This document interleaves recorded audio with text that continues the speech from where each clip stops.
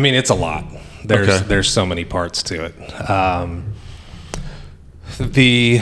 Generally speaking, there's kind of different segments. Procedurally, it changed some things about how cases operated. Okay.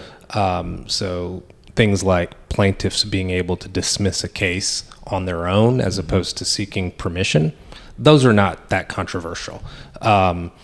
It effectively eliminated an entire area of law. So there was an area of law called negligent security. So what that is, you go to Atlanta, you need to rent an apartment, and you see a flyer all over the apartment complex, and they say things like 24-hour security, manned, we have gates, we have security guards, and all this stuff. And so you feel comfortable renting an apartment at a place that may be in an otherwise more violent area.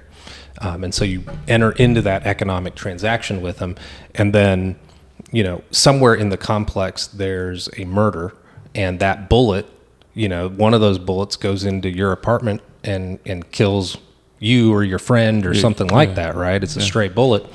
And come to see that there's no security guards, right? Like all that advertising material ends up being a lie. Yeah.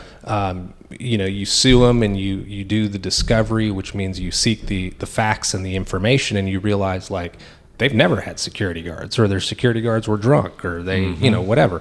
They didn't do background checks on their security guards, and so they're bad security guards. That area of law is effectively gone. So that area of law was resulting in big verdicts because juries didn't like hearing about rapes happening in Atlanta that were preventable if people had adequate security, which they said they would have when they entered into the transaction. So understandably, the verdicts were high. Yep. It was one of those things that everybody can relate to. Most people have had to live in an apartment or lives in an apartment at some point in their life.